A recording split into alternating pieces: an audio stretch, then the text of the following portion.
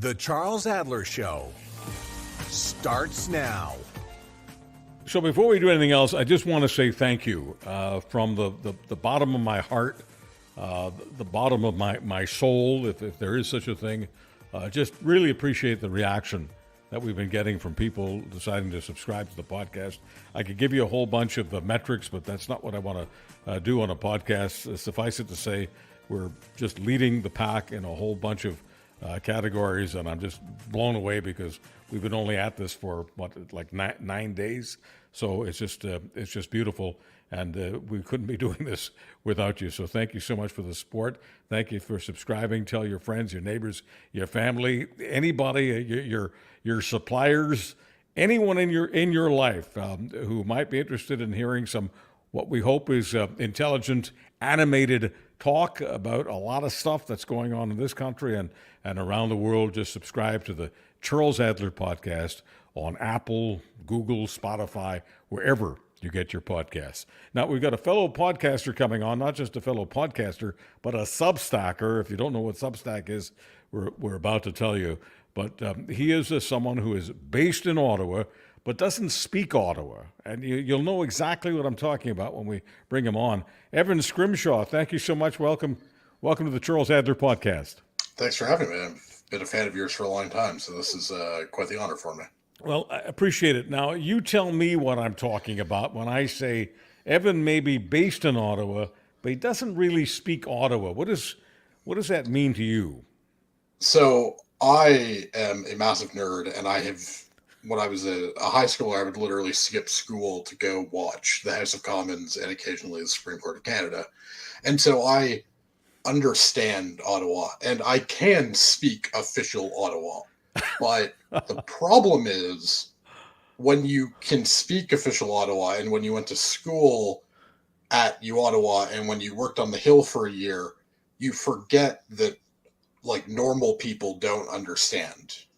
And so a lot of the coverage of Canadian politics speaks a language that people do not understand. And so as I've launched my Substack, the goal has always been to write and to talk about Canadian politics in a way that I would have this conversation with friends over a drink, over a beer, and to speak sort of not just truth to power, but speak truth in a way that people will connect with. And the greatest compliment people pay me is they would recognize a Scrimshaw article even if they didn't see the byline, because my writing style is such that you know when you're reading it, because you know that there are not a lot of people who are speaking the same, that may be saying the same words, they're not speaking the same language as me. So I want to read from your latest Substack, just because explanation is wonderful, but there's nothing like illustration. So let me illustrate what our guest, our friend Evan Scrimshaw, is saying. This is from his latest Substack, and I realize some people don't know what a Substack is. We'll talk about that in a moment. But here's how he writes, and I think everyone listening to this will know that this is not typical Ottawa. This is not when you're watching those news shows coming out of Ottawa. This is not how the host or the guests speak. So Evan Scrimshaw in his latest podcast, "I'd be crazy not to follow where you lead." That's a quote. Why has Pierre Poilievre never said on camera that he supports gay marriage? Never said it on camera in English. I could be wrong, writes Scrimshaw, but Poilievre voted against gay marriage in 2005. And the only source I've ever found where he said that vote was wrong was in French. A 2020 La Presse article. La Presse is the number one English language broadsheet in Montreal, although it's not much of a broadsheet anymore. It's only online, but they're doing very well. Anyway, La Presse is very influential in Quebec, and Scrimshaw writes that Pierre Poilievre, in the La Presse article, Pierre Poilievre calls gay marriage a great success, says it in French. When he was thinking about running for the Tory leadership, and he thought his lane was to Andrew Scheer's left. Now, this is the leadership contest Poilievre chose not to run in, but when he was thinking about running in the one that Scheer won, now that he has been moving to the right, he has refused, as far as I can tell, to give the denial he gave to La Presse in English and on camera. We could go further, but I think the point is everyone understands that the reason it's very, very easy for me to lift this off the screen is because Evan speaks the way I speak. Evan speaks the way conversationalists speak. It's like, having a beer with someone, or you're at a restaurant. And what we always try to do with all of these shows is we try to, as much as possible, give you the conversation that's taking place in the booth. You're in one or two booths over, and you're craning your neck to hear what the two people on the podcast are saying. At least that's the effect that I try to have. It was exactly the same radio. We want to speak conversationally. We don't want to speak Ottawa. Evan, let's get into what you said in the Substack. Why is it important that Pierre Poilievre doesn't say in English what he says in French? So that's just a general question. Why is it important that he's espousing different principles in the two languages? And then specifically, we can get into the business of same-sex marriage. But why is it a problem, do you think, that he says one thing in French and another thing in English? It's a problem when you're refusing to say the same thing in both languages, because it shows that you do not actually care about issues as a matter of principle. You only care about them as a matter of expediency. We saw this back in the day with Tom Mulcair in 2015, when he refused to say that he would let Quebec separatists break up the country with 50% plus one of the vote, ignoring the Clarity Act and the secession reference, because Mulcair refused to say it in English because he knew that that would be a deeply unpopular position amongst Anglo left-wingers. But he knew he had to say that in French, otherwise the voters who had voted for Doucette for all those years, but then voted for Jack, would leave. And the problem for Poilievre is the base of voters he's trying to appeal to is very disconnected, right? He's trying to break through in Quebec, a place that is more socially liberal, certainly about certain issues, abortion and gay marriage, than the rest of than specifically the West. But he also is trying to avoid a problem on his Max Bernier PPC right. And so he's trying to sort of maintain the strategic ambiguity where he winks and nods to the fact that, no, I'm not a crazy person. Like, if you live in Mississauga or you live in Trois-Rivières, yeah, you can vote conservative. Don't worry, I'm not crazy. But in Portage or in, insert random, Fort Mac or whatever, no, don't worry. I'm not some like woke central Canadian elite. No, I'm one of you. But the problem is, strategic ambiguity might make sense, but it doesn't work, because at some point Google Translate exists and people can find what he said in French, which was the thing that undid Mulcair in 2015, was Trudeau said. So, okay, do you want to repeat what you said in English, what you said in French and English? And at some point, Poilievre will be tripped up by it. We just don't know when.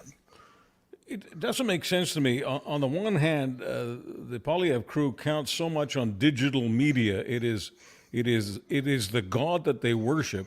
On the other hand, they ought to know that people in Mississauga and Trois-Rivières can access digital media and can find out in a heartbeat that they're talking about somebody who's speaking from, both sides of his mouth. And that is exactly what most people really, really resent about politicians. But going beyond that, if he's trying to portray himself as a person of the people, of the common people, that's just not something that common people appreciate. Some of the people who are, let's just call them members of the chattering classes, not the common people, they sort of fluff that off as, well, that's all politicians do that.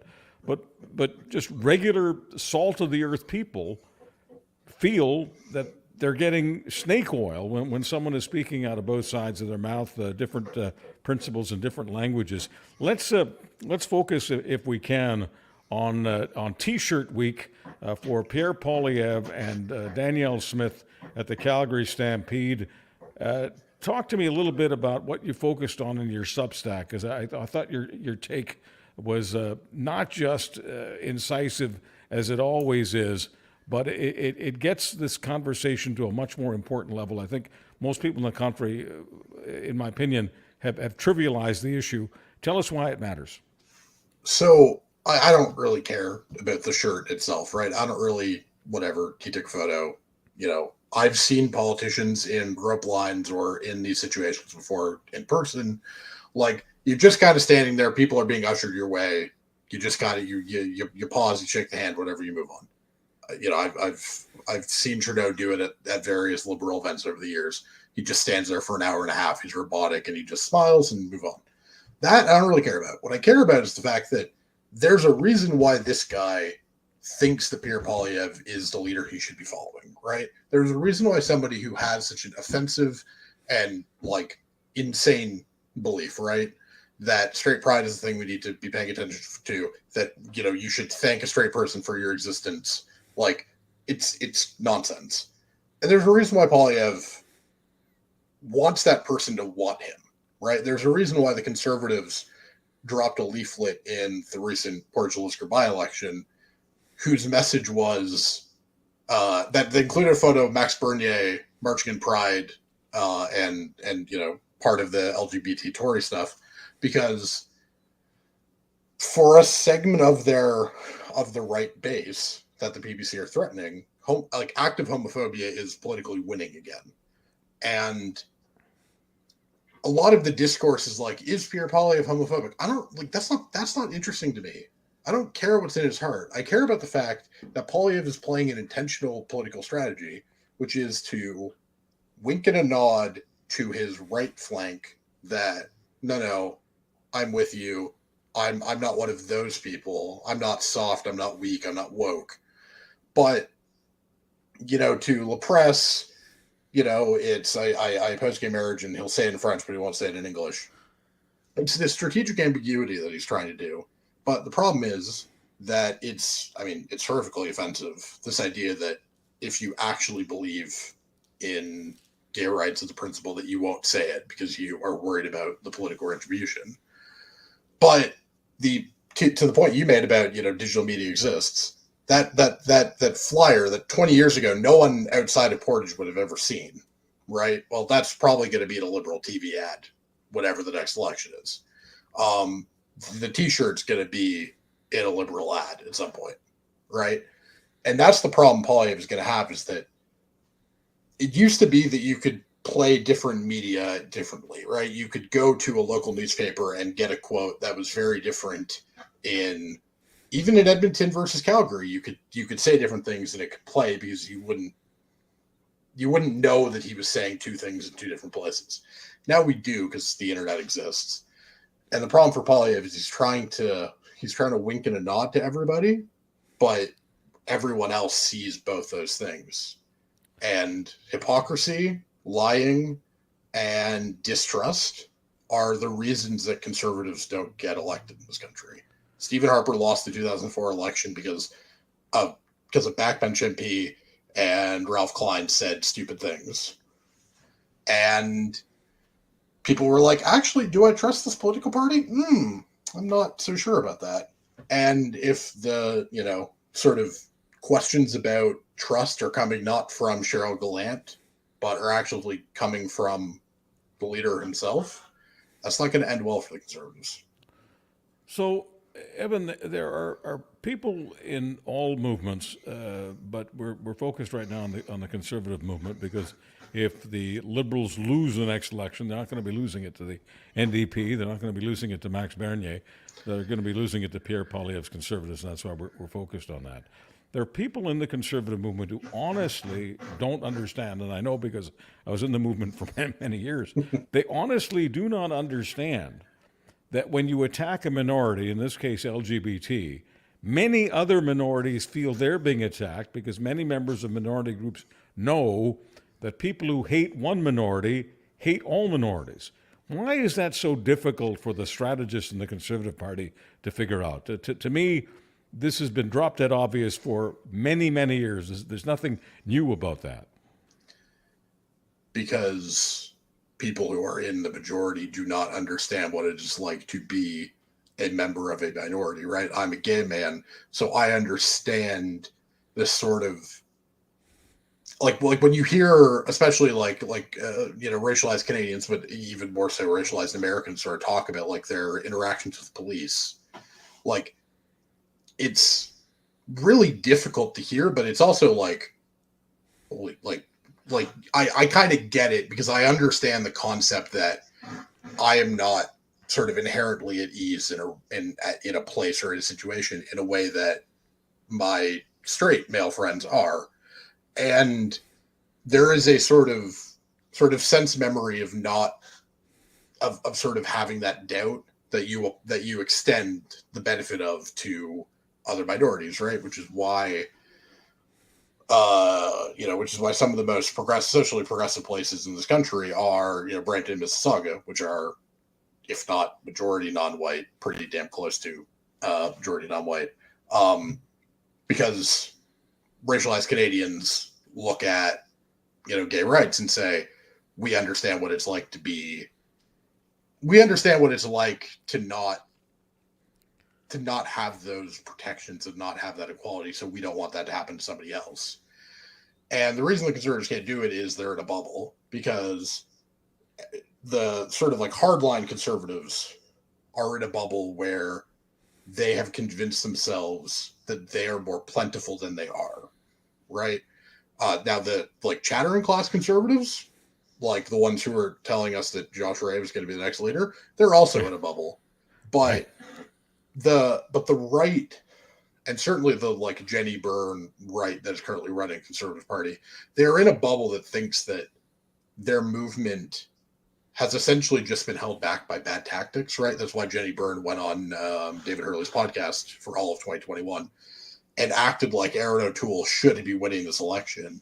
And, he's essentially just bad strategy away from 21st Sussex. We need a official residence so we have a shorthand for like, being in office. But like, the problem is that that there are not as many movement conservatives as movement conservatives think, because the only people they interact with are fellow movement conservatives. Okay, so they're drinking their own bathwater. Right, of course. So, Evan, help me out with this.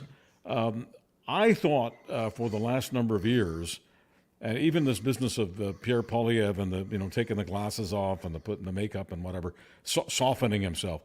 I have thought that the Conservatives have started to take seriously the gender gap, that Trudeau is well ahead of them, the Liberals are well ahead of them with women. We know that the women vote. We know there are more women than men in the country, more women voters than male voters, because women outlive men. None of this is difficult. We've known about this for a long time. Do we not know that if there's any group of people that is more offended by LGBT than specific LGBT people, it's their moms, it's their sisters, it's their female colleagues? The easiest way to tick off women is to discriminate against and hate on LGBT. Is that also something that's new to Jenny or anyone else who's strategizing for the Conservative Party of Canada? I mean, it shouldn't be. And the other thing, of course, is that almost every like anti-gay rights, LGBT politician in Canada, they're also pro-life. So those people being back in the news is just bad news for your chance of winning women, because they're also going to be inherently distrustful and think that you're coming for women's right to choose. The problem that Canadian Conservatives are running into is a similar thing to what Republicans run into sometimes with Black voters, which is they get a very like fifth grade like assessment of what it takes to win them, right? Like there's this school of thought every 2 years that like, oh, the way Republicans get, like breakthrough with Black voters is, oh, they just got to like run Herschel Walker and he'll get 25% of the Black vote. Well, no, it's not. And it's a very racist white Republican idea that, oh, you just have to run the Black football player to win Black voters. Like, no, they're smarter than this. And conservatives do a similar version of it in Canada, right? Which is, oh, we'll put Stephen Harper in a sweater vest. We'll take the glasses off Skippy. We'll start putting him in like tight fitting t-shirts. And it's like, that's not the reason Pierre Poilievre has a problem with female voters. It's that his party is like culturally right wing. He doesn't do anything to slap down the socially conservative wing of his party, right? Leslie Lewis meets with a German Nazi and nothing happens to her, right? That's the issue set that's the problem for Poilievre, right? That's why he has issues. It's not because he's not good looking enough, or it's not because he wears glasses. It's because they have a policy set, because they can't say anything good about childcare, which is the other thing, right? They finally voted for something for some part of the deal, but Poilievre can't go on camera and say, "Oh yeah, I think that the childcare deals Trudeau signed are great," which disproportionately help women get back into the workforce and disproportionately make it make sense for women to go to work. That's the issue, but they're just playing a stupid version of this where it's like, oh no, if we just make him, if we just take the glasses off and soften him, our women problem will go away. No, it won't. You have to fix your policies, but they don't want to fix the policies, so they try a stupid end around that won't work. So, Evan, I want to get away from the T-shirt thing for just a few moments and ask about the money. There are people who think that because all of this culture war stuff they're doing, whether it's the T-shirt or anything else, all of it is getting them a lot of clicks, certainly in social media. And many people feel it also translates into money. You're in Ottawa, you're in the belly of the beast. How successful are the Poilievre Conservatives at raising money right now? And how much of the money they're raising has to do with these so-called culture war issues? It's definitely an effective fundraising ticket. I think they raise they outraised the Liberals by I think four something million in the first quarter. But the thing in Canada is there is a diminishing return on that money, especially assuming you're not just burning through all of it in between parliaments, because you can only spend. There's a spending limit based on the number of candidates you run. Like you can't. At some point you literally just raising the money. It doesn't matter. And the other thing is that mostly in Canada, money impacts haven't really ever shown themselves to be a big deal. Like a lot of people said, oh, Harper calling the 11-week campaign was going to win him the 2015 election because the Conservatives would have so much more money than the Liberals and the NDP. And it's like, no, when the Liberals started polling better, their donors came around, they were able to fully fund that campaign and they were able to win that campaign fairly handily. So it's working for what they want it to, but I don't think that means it's gonna work in terms of actually having an impact on the next election. I want to talk about some other policy issues and specifically what Stephen Harper did recently in Hungary. I was a little surprised that it got as little media attention as it did, even though for us on the social media, it got a hell of a lot of attention. I want to get to that. But before we do that, I want to get to the idea of the Substack, which is a very, very important piece of the Evan Scrimshaw brand. I'm convinced that many people still don't know what it is. All of the chattering classes know it, of course, the people who participate. But I just wonder, without doing an infomercial for Substack, if you can tell me what it is, but more important to me, why is it so important to you as a communicator? First of all, what is Substack? So Substack is essentially just a better version of a newsletter distribution system because it has all the benefits of a newsletter. You can put your email in, you'll have it delivered to your inbox in the same way that Politico can get delivered or whatever else. But it also gives individual writers a web landing page, which can serve as the archive of the site. So it's got the advantages of a newsletter. It also has the archive there. And it's good for me because it sort of means that I can focus on writing. I don't have to focus on maintaining a domain or making sure that my website's working. I can just write. And for me, it's the most valuable way to get what I want to get across out. allows people to meet me at the level that they want to, which is if people want it delivered to their inbox, they can get it. If they, just want to check in when they see a link on Twitter, or they just want to come, once a week or once every couple of weeks and just kind of catch up on what I've been writing, the web page is good. And also, frankly, not that it matters to any reader, it's really easy to use. So I've always just been a fan of it for that reason. It's simplicity, and that's key for people who don't want to have it like a full tech basis for this, and who just want to focus on writing. It works well, and it has sort of the dual functionality of a newsletter and a just sort of traditional website. Is there a personal connection that's established between the reader and the person publishing the Substack? And is there a personal relationship there that involves a financial transaction? Is there a situation where with certain people on Substack, the reader is actually giving the Substacker a few bucks a month?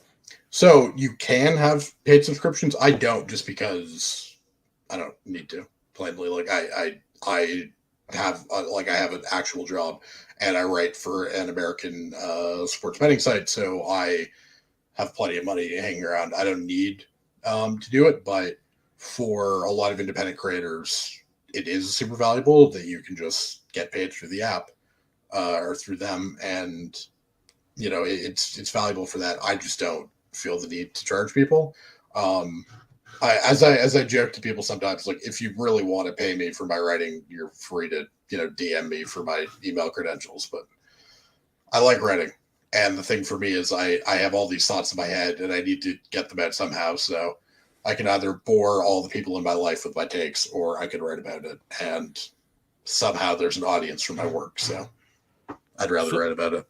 So since you're participating in the sports betting industry in the States specifically, give me your sense of whether or not the Montreal Expos, you're wearing their cap.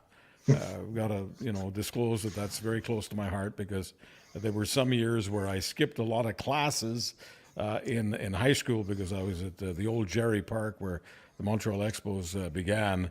And it was something that became a real passion for me.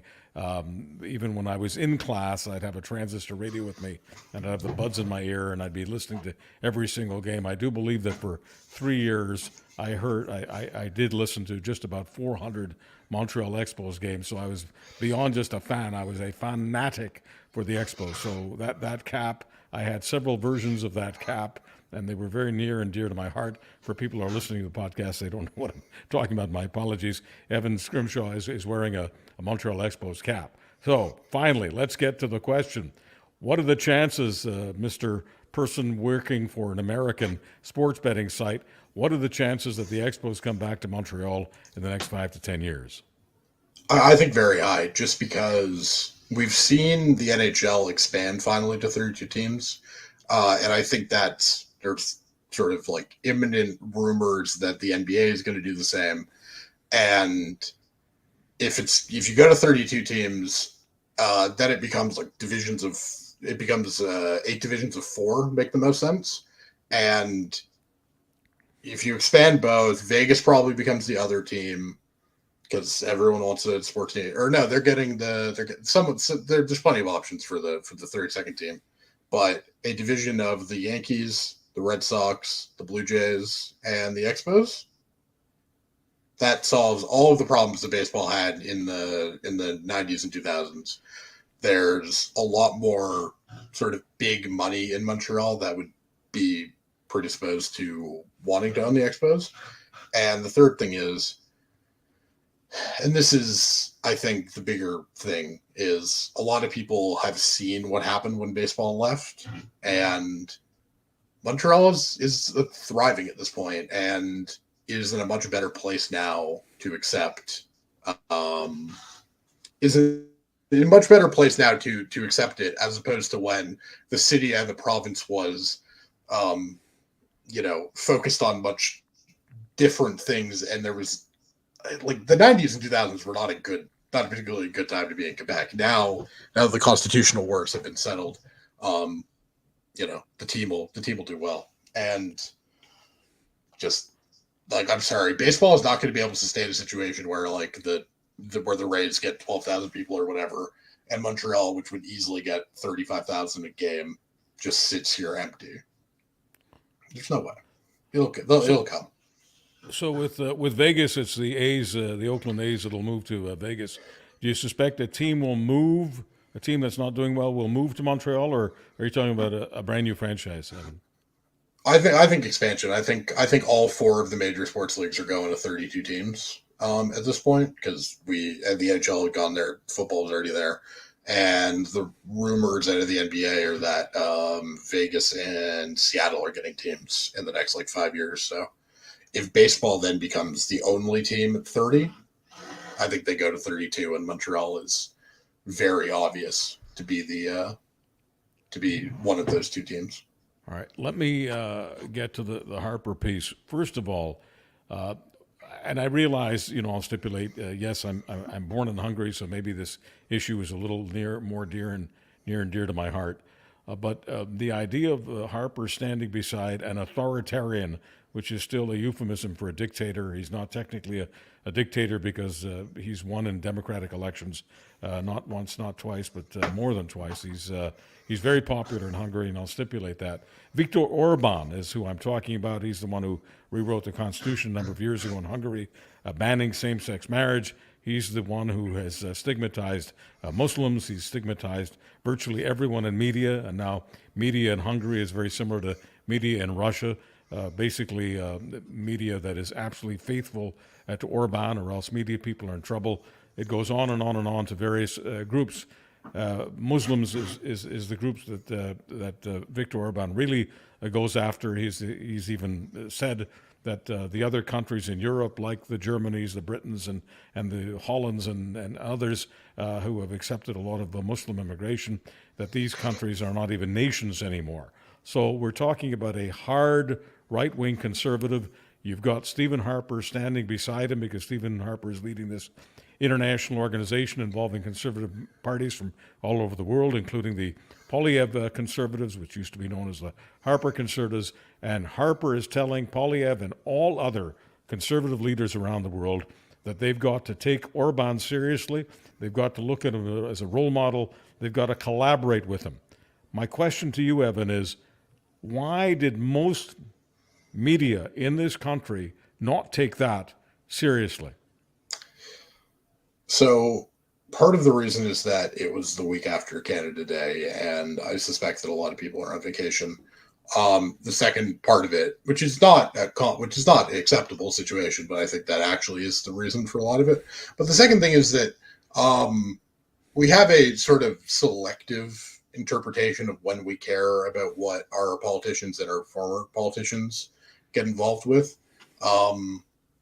We don't seem to care that Stephen Harper is doing any of this. There's no real reason.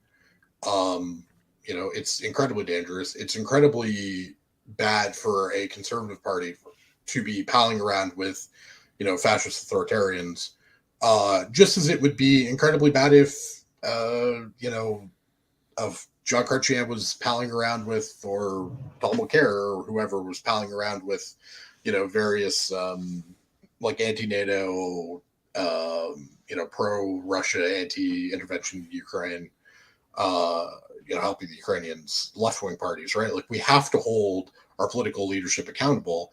And this isn't the first time Harper's met with Viktor Orban. It's not, I don't think, the second time he's done it. But for some reason, we've just decided that Harper and sort of his still plentiful ties to the Canadian Conservative Party, we just decided that for some reason it's not worth covering. And I think that's incredibly dangerous, because we've seen in the US with the abortion stuff, right, where Hillary Clinton was saying that whole 2016 campaign, choice is on the ballot, we need to win the Supreme Court. If not, Roe's going to go. No one cared. Trump wins. He gets the court nominees. Abortion is severely limited in America. For some reason, we don't care about these warning signs until they actually erupt. And part of the reason we don't care is that the media either treats, correct signals of intent as they either don't care, they don't cover it at all, or they just sort of treat it as this, oh, it's fine, it's just what you do, as opposed to it being a legitimately terrifying signal. We don't want Pierre Poilievre's Conservative Party to become anything like anything related to Viktor Orban's, the way he governs Hungary, and anybody who says otherwise needs to be roundly and fully condemned, just as I would say to any left winger who, promoted the various left wing cranks, because, cranks exist on all sides of an ideological spectrum, and we need to be willing to call out everybody who fails that. So, putting morality aside and just talking pure politics, Orban is the most Islamophobic of European leaders. I mean, he's not covert, he's overt, he's not subtle, he's not nuanced. He is in your face about what he thinks of Muslims. He calls them toxic, he calls them poison, he doesn't want them in Hungary, he doesn't want them diluting the white Christian race in Hungary. He says all of these things. As I say, he's not nuanced. Does Poilievre, does the Conservative crew, you mentioned Jenny Byrne earlier, do these people not know that Muslims in Canada, and specifically Muslims in the 905 area code, the suburbs of Toronto, do they think that they won't read? Do they think that they won't read that the elder statesman of the Conservative Party is promoting an Islamophobe? Does Pierre Poilievre not think that this will affect him politically in a part of the country that he absolutely needs? Clearly not, because this is the same person who voted against a fairly benign denunciation of Islamophobia in the aftermath of Canada's most horrific, explicitly Islamophobic attack, the 2017 Quebec City mosque shooting. And the thing is, it's pretty clear at this point, for reasons passing understanding, that the Conservatives don't care about the suburbs, and they don't care about trying to win minority voters, because they looked at the most winnable seat in Mississauga and said, actually, let's not try and win it in a by-election. Let's not really care about it, and let's not adjust our message when we got creamed in it. Which is part of the weird thing about Poilievre in general. They have this very specific, they don't just want to beat Trudeau, but they also want to win without doing any of they don't want to have to make any of the compromises that you need to beat him. And the whole Conservative theory of the case is that they're going to win because Justin Trudeau is going to end up being a politician, Brian Mulroney-esque politician who has a 9% approval rating on his way out. And I think Paul Wells had a bit at the end of his first book about Stephen Harper, that the list of politicians who had underestimated Stephen Harper was long and growing.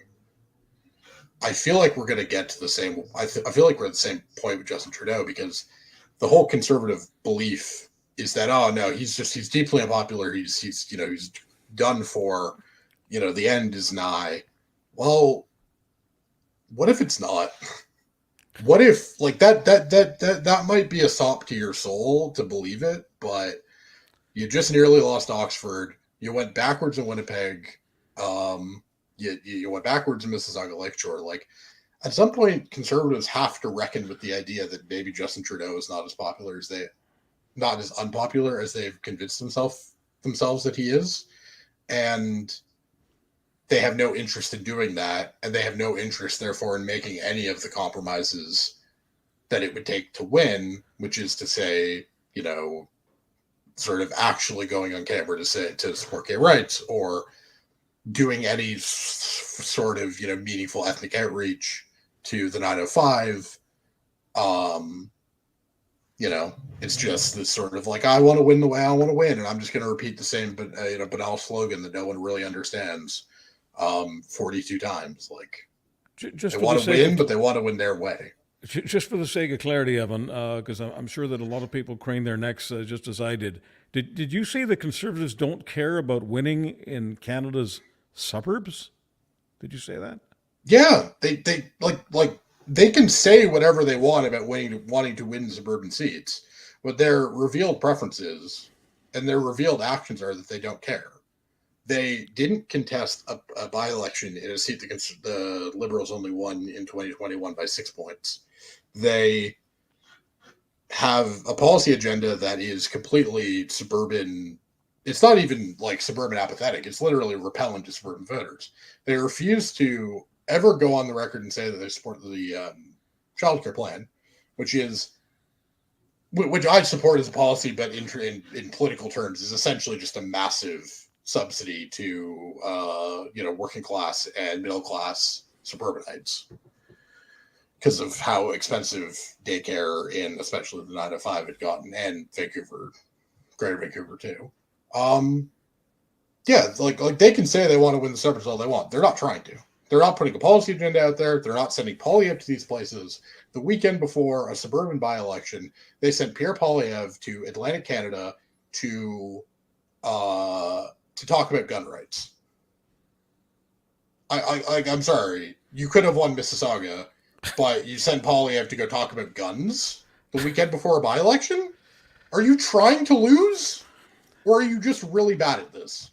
Because take your pick. Well, if it's any wonder why Trudeau looks very confident and Trudeau very, very much intends to fight the next election, is it possible there's a link here? Is it possible that someone has told Trudeau the same thing you've just told us, Evan, that the Conservatives aren't really doing and aren't willing to do what it takes to win in the suburbs? Because if that's the message Trudeau's getting, I'm not saying that he'll be complacent about the next election, but certainly he knows he'll be extremely competitive.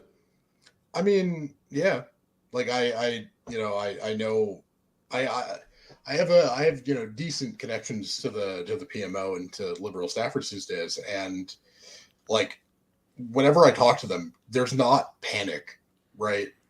Like when a government's falling apart, and I was a university student and a member of the Ottawa Young Liberals in 2016, 2017. So like dying days of Kathleen Wynne, right?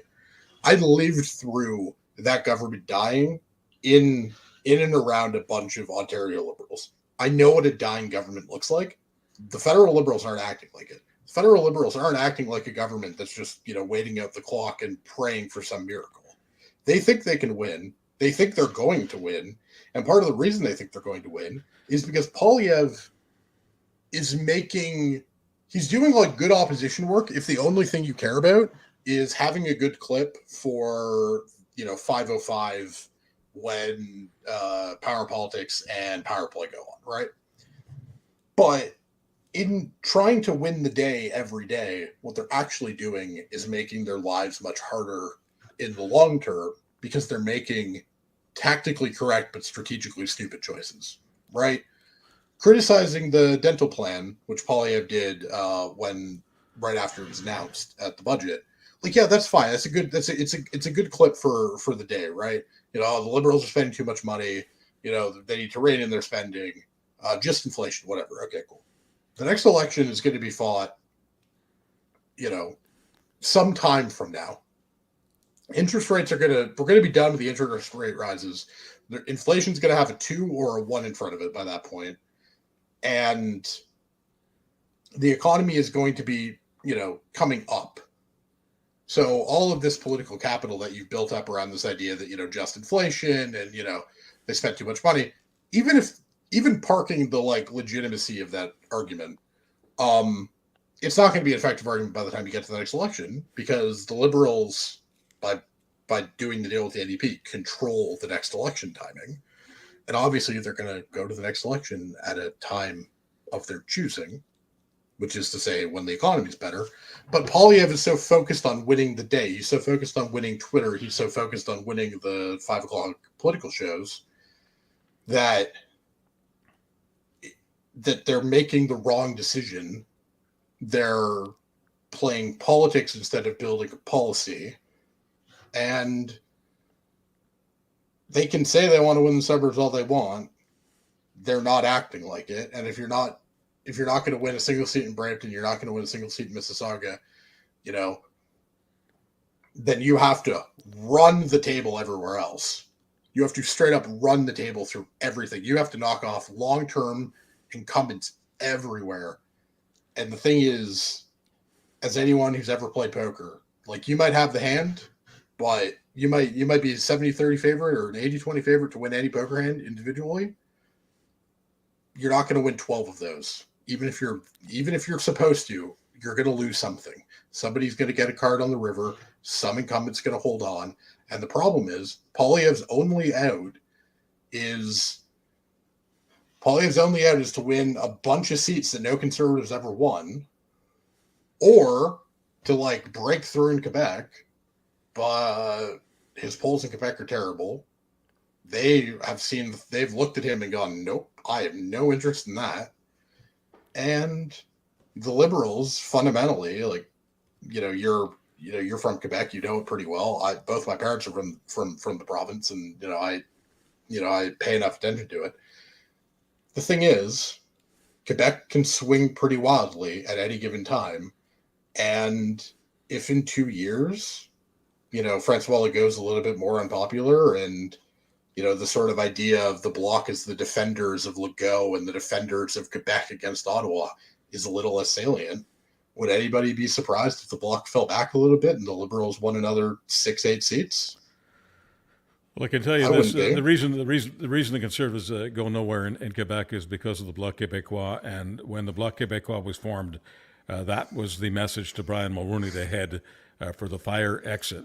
So the Bloc Québécois blocks movement in Quebec. If Poilievre doesn't care about the suburbs of Toronto because he thinks that he can compensate by getting Quebec, that's a really, really bad bet. Evan Scrimshaw, I just want to let people know that you're all over Twitter. You've got a tremendous Substack, which I read every week assiduously, and you've also got a website and a podcast. I hope you'll agree to come back, because I really loved having you, and I learn from you all the time, and I learned from you a little more tonight. This is the first time that I've actually imbibed the fact that the Conservatives don't care to do what it takes to win the suburbs. That's a significant piece of news commentary. Evan, thank you so much for this.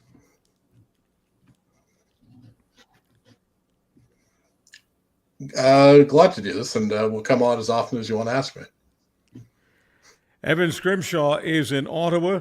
My name is Charles Adler. Thank you for subscribing, and thank you for tuning in this particular podcast. If you can tell your friends and neighbors, they can pick up the Charles Adler Show podcast anywhere they get their podcasts: Spotify, Google, Apple, you name it. I'm Charles Adler. That's the truth. Sometimes the truth is uncomfortable, but it's still the truth. Bye-bye.